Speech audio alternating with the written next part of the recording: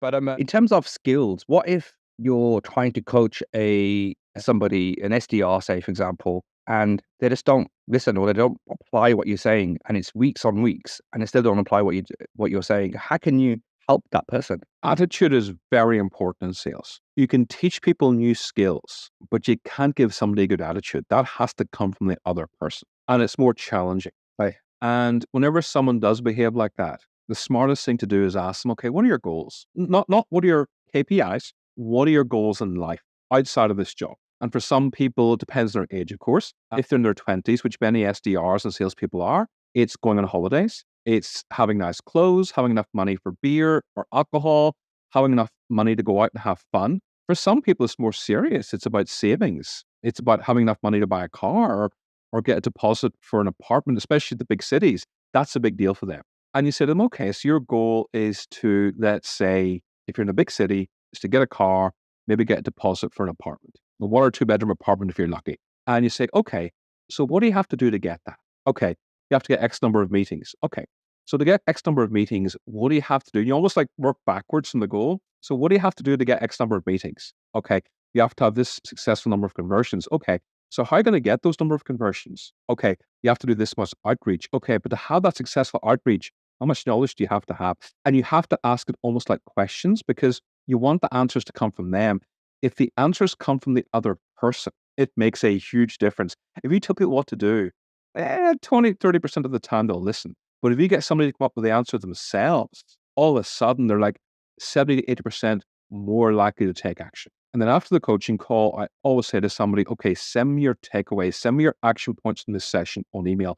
And that way you hold them accountable. So it means the next week we meet together, I'll say, okay, so you promised to do this, this, this. How did you get on? Because when people give you promises, they really do not want to break those promises, So that is how you get people who aren't that motivated. And still, if they're not motivated and they just don't do the work, then you have to have the uncomfortable conversation. Ask them, you know what? Do you think sales is right for you?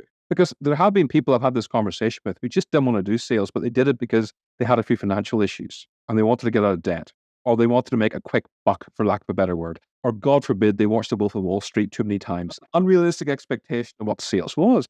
Yeah. And you have to have those really uncomfortable, and they are uncomfortable. Look, I don't think sales is right for you. What else do you think you might be good at? Or what else do you think you might be better at? They're never nice conversations to have, but they're very important because if you got someone who's a B or a C player, especially a C player, and they're not going to improve and they have the wrong attitude, you want them out of that team as quickly as possible. People are very slow to fire, I find, because of guilt. Again, I made that mistake before. I've hung on to people for far, far too long. And the only person who's hurt long term is me. Nobody else. It's hurt me. This doesn't affect the other person. They still get paid their salary. So you have to really be respectful of other people's attitudes, beliefs, and feelings. But at the same time, you can teach people new skills, but you can't teach them good attitude.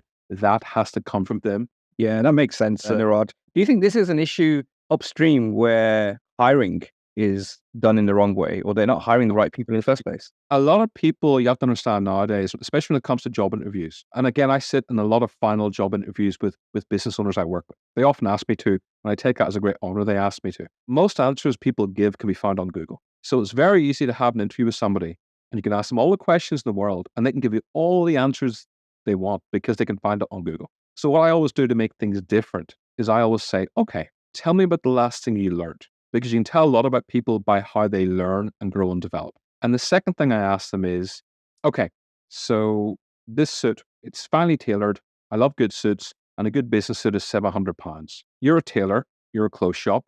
I am walking into your clothes shop's prospective customer. How are you going to sell to me? And I put people on the spot because there's no preparation you can do on Google that'll prepare you for an on-the-spot role play. And I'm huge on doing that, especially on first interviews, because you can separate the bullshit artists and the people who are genuinely good. Anybody can bullshit through an interview. I know so many people, managers who complain, I hired this person, they gave a great interview. But once I hired them, they were difficult, or they were a bit lazy, or they didn't quite have the skills I hoped they would have. Now, a big corporation, that's not a big deal. But in a small to medium-sized business, that will have a dramatic effect, and it will affect everybody involved if you hire the wrong person.